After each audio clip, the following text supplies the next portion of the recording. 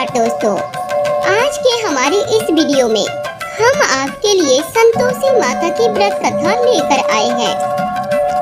एक समय की बात है, एक बुढ़िया के 7 बेटे थे, जिनमें से 6 कमाते थे और एक न कमाने वाला था।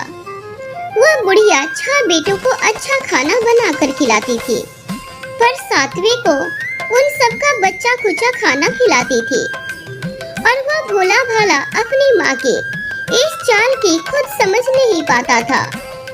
एक दिन वह अपनी पत्नी से बोला, मेरी माँ मुझसे बहुत प्यार करती है। तो उसकी पत्नी बोली, वह तुम्हें सबका बचा खुचा खाना खिलाती है। इस बात पर उसे विश्वास नहीं हुआ। एक दिन वह छुपकर देखता है कि माँ अपने 6 बेटों को बड़े प्यार से कई प्रकार के व्यंजन बनाकर बड़े प्रेम से खिला रही है। जब वह 6 खाना खाकर उठ गए, तब माँ ने उनकी थालियों से जुठा इकट्ठा की और उसके लिए थाली में परोस कर रख दिया था। जब वह घर आया तो अपने माँ सबसे छोटे लड़के से बोली, खाना खा ले बेटा।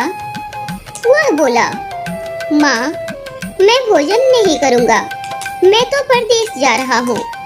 माँ बोली, कल जाता तो आज ही चला जा। वह घर से निकल गया और गौशाला में पहुँच गया, जहाँ उसकी पत्नी गोबर के उपले पाथ रही थी। वह अपनी पत्नी के पास गया और बोला, मैं परदेश जा रहा हूँ, कुछ समय के बाद आऊँगा। तुम संतोष से रहना और अपने धर्म का पालन करना। इस पर उसकी पत्नी बोली, स्वामी आप आनंद से जाइए, मेरी चिंता मत करें, मैं तो राम भरोसे यहाँ पर रह लूंगी। ईश्वर आपकी सहायता करे। और अब आप अपनी कोई निशानी मुझे दे दीजिए, जिसे देखकर मैं धीरज करती रहूंगी। इस पर वह बोला, मेरे पास इस अंगूठी के सिवा कुछ नहीं है, तो यह रख लो और मुझे भी अपनी कोई निशानी दे दो। वह बोली, मेरे पास तो कुछ भी नहीं है, बस यह गोबर से भरे हाथ है। यह कहकर उसने अपने पति की पीठ पर गोबर के हाथ की थाप मार दी और वह चल दिया। चलते चलते वह दूर किसी नगर में पहुंचा और एक व्यापारी की दुकान पर जाकर बोला, भाई मुझे नौकरी पर रख लो। व्यापारी को नौकर की जरूरत थी। वह बोला, ठीक है, लेकिन तनख्वाह तुम्हारा काम देखकर ही बताऊंगा। वह वहीं रहने लगा और सुबह 7 बजे से रात को 9 बजे तक नौकरी करने लगा। थोड़े ही दिनों में वह व्यापारी का सारा लेन देन और हिसाब किताब रखने लगा था। कुछ ही समय में सेठ ने उसे आधे मुनाफे का हिस्सेदार बना दिया था। 12 वर्ष में वह नामी सेठ बन गया था। इधर उसकी पत्नी को सास और जेठानियाँ बड़ा कष्ट देने लगी थी। उसे लकड़ी लेने जंगल में भेजती थी, भूसे की रोटी देती थी, फूटे नारियल में पानी देती थी। वह बड़े कष्टों से जीवन बिता रही थी। एक दिन जब वह लकड़ी लेने जा रही थी, तो रास्ते में उसने देखा एक मंदिर में कुछ औरतें व्रत कर रही थी और कथा सुन रही हैं। तो वह पूछने लगी, यह क्या व्रत कर रही हो? इसे करने से क्या होता है और यह कैसे करते हैं? तब एक स्त्री बोली, अपनी संतोषी माता का व्रत करते हैं। इसे करने से मनवांछित फल प्राप्त होता है और गरीबी, मन की चिंताएं मुक्ति में, कलह, रोग आदि सब नष्ट हो जाते हैं। संतान सुख, धन, शांति और मनपसंद वर मिलता है और दूर गए पति के दर्शन होते हैं। उन्होंने उसे व्रत की विधि बता दी थी। उसने रास्ते में सारी लकड़ियां बेच दी थी और वह पैसों से गुड़ और चन्ना खरीद लिया था। व्रत की तैयारी कर संतोषी माता के मंदिर में पहुंची और माता से दुखी होकर विनती करने लगी, माँ मैं अज्ञानी हूँ और मैं बहुत दुखी हूँ। मैं आपकी शरण में हूँ और मेरा दुख दूर करो। माँ यह अब वह हर शुक्रवार ऐसे ही करती थी। एक दिन माता को उस पर दया आ गई। एक शुक्रवार उसके पति का पत्र आ गया और अगले शुक्रवार को पति का भेजा हुआ धन उससे मिल गया। अब वह माता के मंदिर में गई और उनके चरणों में गिरकर रोने लगी। फिर संतोषी माता से बोले, माँ, मैंने पैसे कब मांगे थे? मुझे तो अपना सुहाग चाहिए। मैं तो अपने स्वामी के दर्शन और सेवा करना मांगती हूँ। तब संतोषी माता ने प्रसन्न होकर कहा, बेटा जा, तेरा पति जल्द ही आ जाएगा। वह प्रसन्न होकर घर चली गई और कामकाज में लग गई थी। उधर संतोषी माता ने स्वप्न में उसके पति को पत्नी की याद दिलाई और घर जाने को कह दिया था। वह बोला, माँ, मैं कैसे जानूं? परदेश की बात है, लेन देन के कई हिसाब बाकी भी हैं। माँ बोली, सवेरे उठकर मेरा नाम लेकर घी का दीपक जलाना और फिर स्थान पर बैठना। सवेरे उठकर वैसे ही उसने किया था।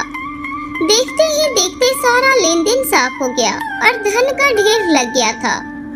वह खुश होकर घर की ओर रवाना हो गया। उधर उसकी पत्नी रोज लकड़ियाँ लेने जाती थी और संतोषी माता की पूजा अर्चना किया करती थी। एक दिन वह बोली, माँ, यह धूल कैसे उड़ रही है माँ? माँ बोली, बेटी, तेरा पति आ रहा है, तो इन लकड़ियों के 3 बोझ कर एक नदी के किनारे रखकर, एक यहाँ पर रख दे और तीसरा अपने सिर पर रखकर अपने घर लेकर।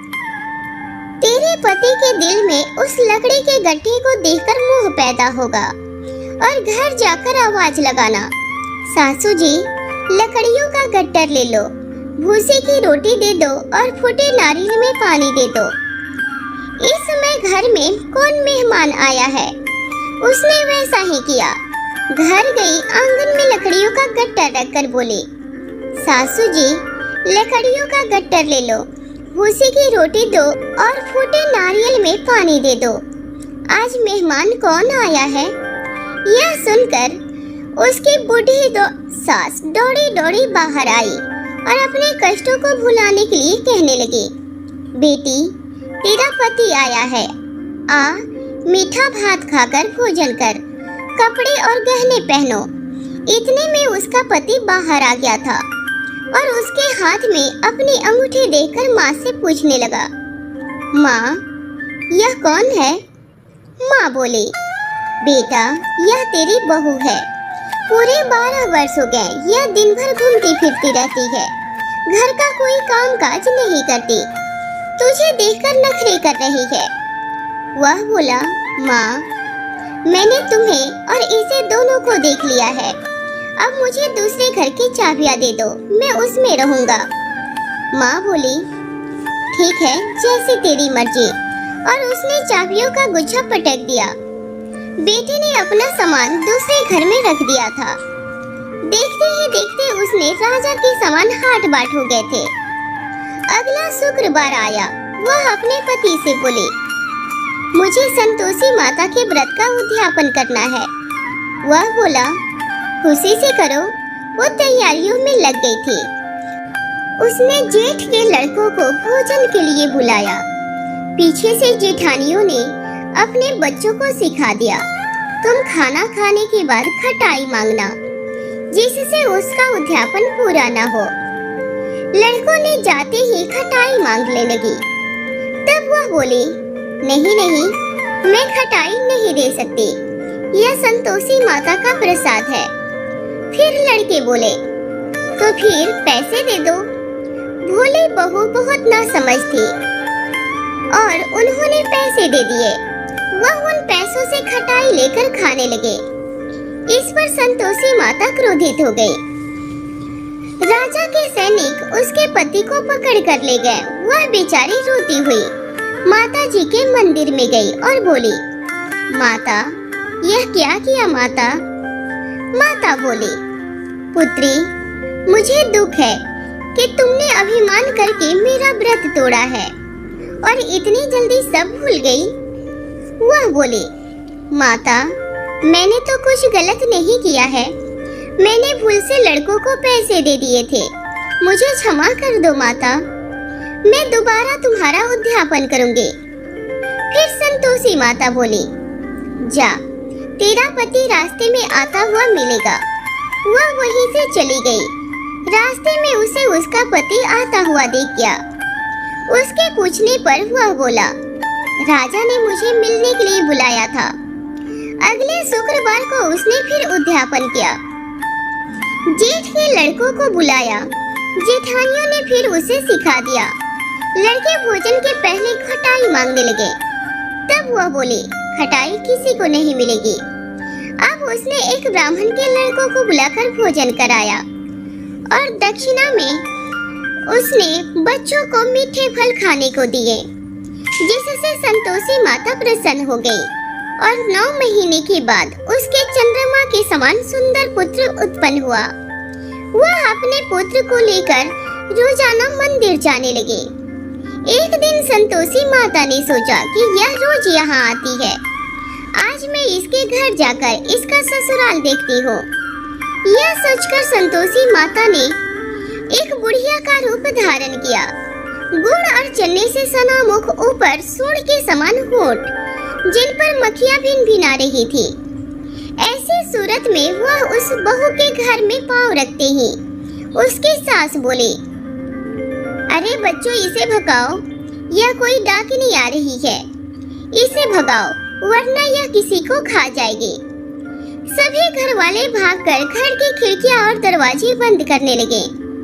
तभी उसने ऊपर से खिड़की से देखा तो वह वहीं से चिल्लाने लगी, आज मेरी माता मेरे घर आई है, आज मेरी माता मेरे घर आई है। उसकी सास उसको भला बुरा बोलने लगी। वह अपने बच्चे को दूध पिला रही थी। उसने अपने बच्चे को नीचे रख दिया। बहू बोली, माता जी, मैं जिस संतोषी माता का व्रत करती हूँ यह वह माता है। ऐसा कहकर उसने अपने घर और खिड़की के दरवाजे खोल दिए। सबने संतोषी माता के चरण पकड़ लिए और विनती कहकर करने लगे, माता, हम मूर्ख हैं, अज्ञानी हैं, पापिनी हैं। आपके व्रत की विधि हम नहीं जानते। व्रत भंग कर हमने बहुत बड़ा अपराध किया है। जगत माता हमारा अपराध क्षमा करे। माता बहुत खुश हो गई थी। संतोषी माता, जिस प्रकार आपने बहू को फल दिया, वैसा ही इस कहानी को सुनते सुनते और हुंकार भरते सबको देना।